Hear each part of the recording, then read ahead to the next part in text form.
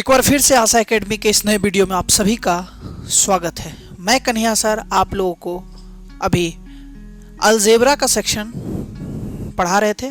इसमें आप लोग का आज का जो है वो टाइप 3 क्वेश्चन हम लोग आज डिस्कस करने वाले हैं। ये जो टाइप 3 क्वेश्चन है बहुत ही इंपॉर्टेंट है और अच्छा है। इसको हम लोग देखते हैं कैसे हम लोग इसको बनाएंगे। चलिए, क्वेश्चन इसमें यह कहा गया है कि x square plus y square minus 10x plus 12y plus 61 is equals to 0। ठीक है ना।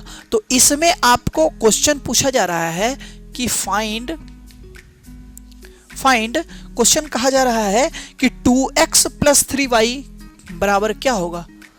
2x प्लस 3y बराबर क्या होगा, ये आपका क्वेश्चन पूछा जा रहा है। तो हमारा सबसे पहला काम क्या है ना कि x और y का वैल्यू हमको किसी भी तरह से निकालना है। और कैसे निकालना है, इस प्रश्न के माध्यम से निकालना है।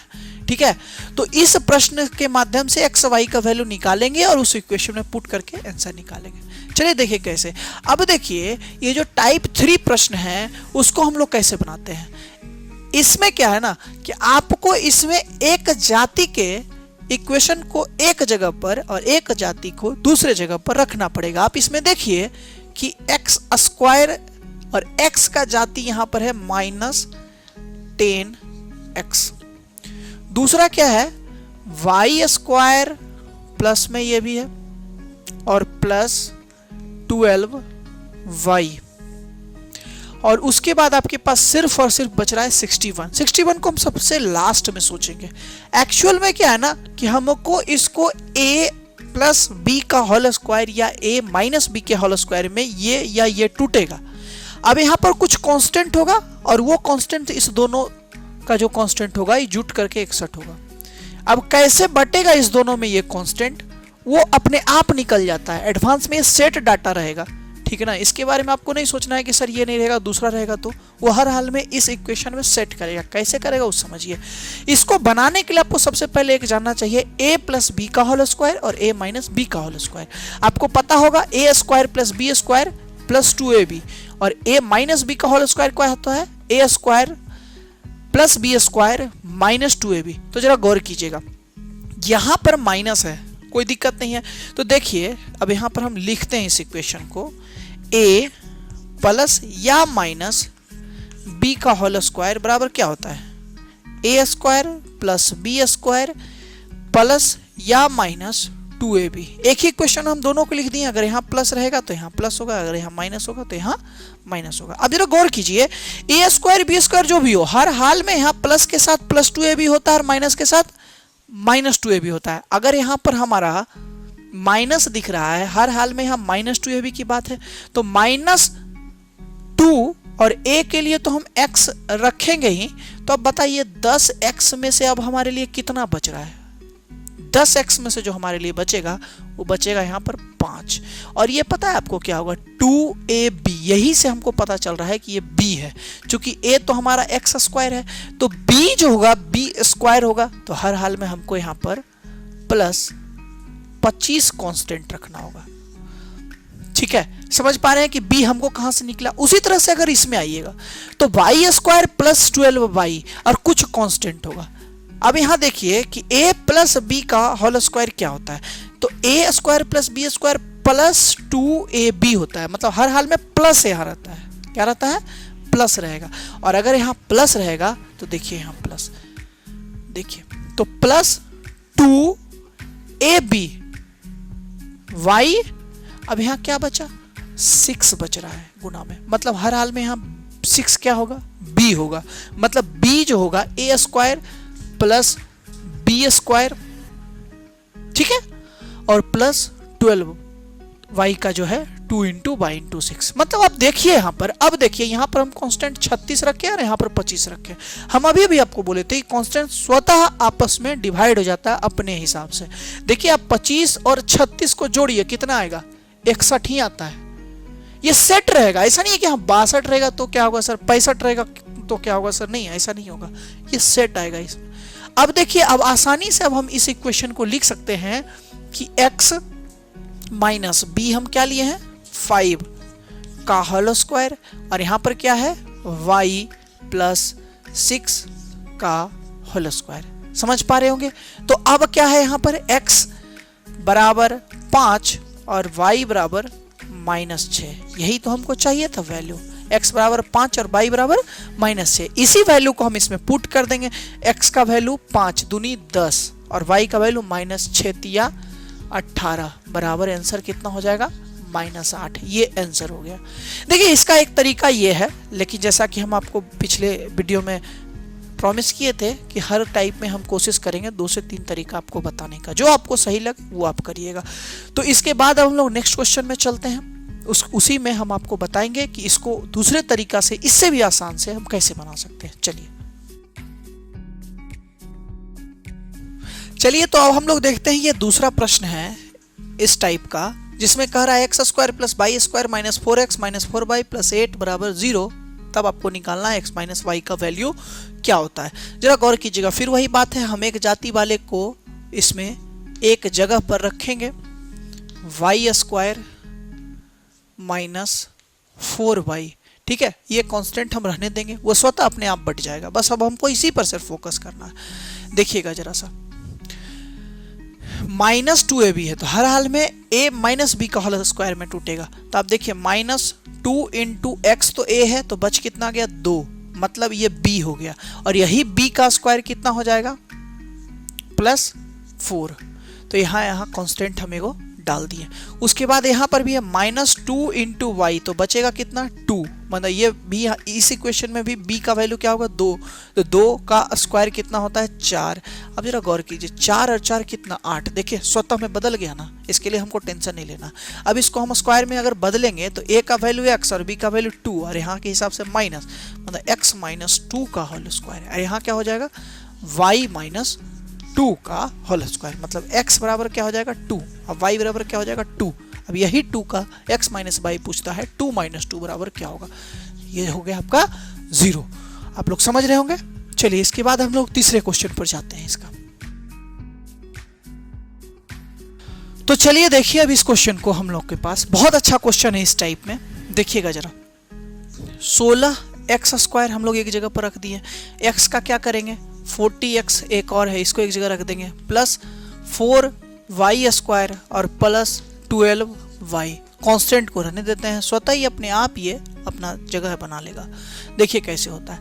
अब इसमें अगर a का हमको निकालना रहे तो 4x का होल स्क्वायर लिखेंगे, अपने आप a² बन रहा है माइनस। अब देखिए 2 × 4x, a का वैल्यू हम रखेंगे। अब बताइए 4 दूनी 8, अब इसमें कितना बच रहा है हमारे पास, 4 दूनी 8x है, तो यहाँ पर हर हाल में हमारे पास बच कितना रहा है 5। मतलब हमारे हिसाब से ये जो वैल्यू आ गया वो किसका वैल्यू है, वो b का वैल्यू है। बिल्कुल, तो b का वैल्यू अगर 5 है तो b² का वैल्यू कितना होगा 25। अब नेक्स्ट में चलते हैं। अगर हमारे पास 4y² है तो 2y का होल स्क्वायर हमारे लिए होगा 4y, मतलब a का स्क्वायर ये है। उसी तरह से 2 × 2y, 2 × 2y अगर रहेगा तो 2 दूनी 4y, तो ये कितना हो जाएगा, ये हो जाएगा आपका 3, मतलब 2 दूनी 4 तिया 12, मतलब b का वैल्यू कितना आ गया 3 आ गया। मतलब यहाँ पर कितना हम कांस्टेंट जोड़ेंगे 9 जोड़ेंगे। अब देखिए 9 और 25 कितना आ रहा है 34 आ रहा है, कहीं कोई दिक्कत नहीं है। अब देखिए इसी इक्वेशन को अगर हम लोग बनाएंगे तो 4x - 5 का होल स्क्वायर, और यहाँ पर क्या होगा 2y + 3 का होल स्क्वायर। और यहाँ पर अगर x का वैल्यू देखेंगे हम लोग तो 5/4, और यहाँ अगर y का वैल्यू देखेंगे तो -3/2। यही तो वैल्यू आपसे पूछा जा रहा है x और y का। तो ये है आपका क्वेश्चन, बहुत ही शानदार क्वेश्चन। एक और क्वेश्चन हम लोग इस पे करते हैं, ठीक है।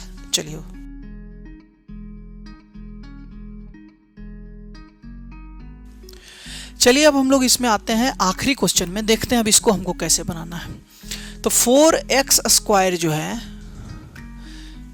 -12x और -14y नहीं, 14y नहीं, यहाँ 49y² हमको लेके चलना होगा। ये देखिए +49y² और -14y कांस्टेंट को हम लोग रहने देते हैं, अपने हिसाब से खुद ब खुद अपना जगह बना लेगा।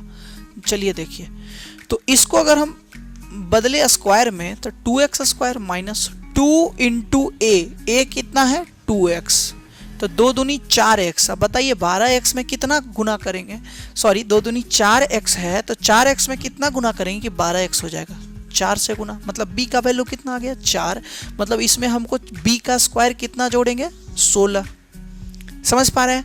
उसी तरह से फिर इसमें भी है कि अगर इसको हम स्क्वायर में बदलते हैं तो 7y का होल स्क्वायर अगर लिखते हैं तो 49y स्क्वायर हो जाता है। तो इसमें -2 इंटू ए का वैल्यू क्या होगा 7y। समझ पा रहे हैं? 7 दूनी 14y। देखिए अब यहाँ पर आप कि a इंटू बी ही किए ना, तो हमारा आ गया 2ab का पूरा वैल्यू आ गया। इसका मतलब कि इसमें हम कितना से गुना करे किया जाए, देखिए यहाँ गौर से 7 दूनी 14y यहाँ ऑलरेडी है जितना यहाँ लिखा हुआ है, तो गुना किससे करें, तो भाई जब बराबर हो गया है तो हम एक से तो किसी से भी गुना कर सकते हैं। मतलब हमारे लिए ये है कि b का वैल्यू 1 हो जाएगा, और 1 का स्क्वायर कितना होता है 1 होता है। अब देखिए यहाँ 1 जोड़े और यहाँ कितना जोड़े, आप जरा बताइए। 2 दूनी 4, सॉरी यहाँ 3 था, यहाँ जो था आपका वो 3 था, तो 3 का स्क्वायर कितना होगा 3 तिया 9, 9 और 1 10 जोड़े, यहाँ 3 गलती से 4 लिखा गया था। एक्चुअली आप देखिए 2 दूनी 4, x को हम कितना गुना करेंगे कि 12x आएगा, तो 3 से गुना करेंगे, तो ये आ रहा है आपका। समझ पा रहे हैं आप लोग?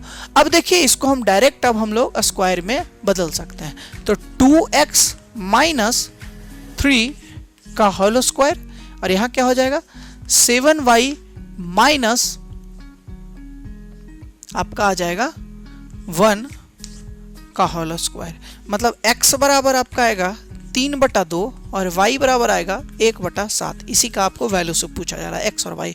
अब हमारे पास क्या है, जो भी प्रश्न आपको अभी तक हम बताए हैं, अब उसको देखिए बिना इतना तामझाम किए एक स्टेप में आप कैसे x और y का वैल्यू निकाल सकते हैं। मात्र एक स्टेप विदिन 5 सेकेंड। चलिए इसको उतारिए।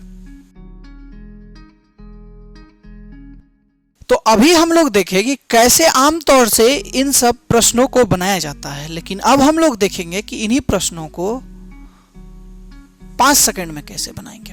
चलिए देखिए, अब आपको याद रखिए इसी टाइप में नहीं, अगले वीडियो में भी जो हम टाइप पढ़ाने वाले हैं ना, उसमें भी ये फार्मूला, ये शॉर्ट ट्रिक आपको काम देने वाला है। यहाँ पर तो आपको सिर्फ वैल्यू x और y का जरूरत होता है। अगला ऐसा आने वाला है टाइप जिसमें a b c 3 को वैल्यू निकालने का रहेगा, या x y z 3 वैल्यू रहेगा, उसमें भी ये फार्मूला आपको काम देगा।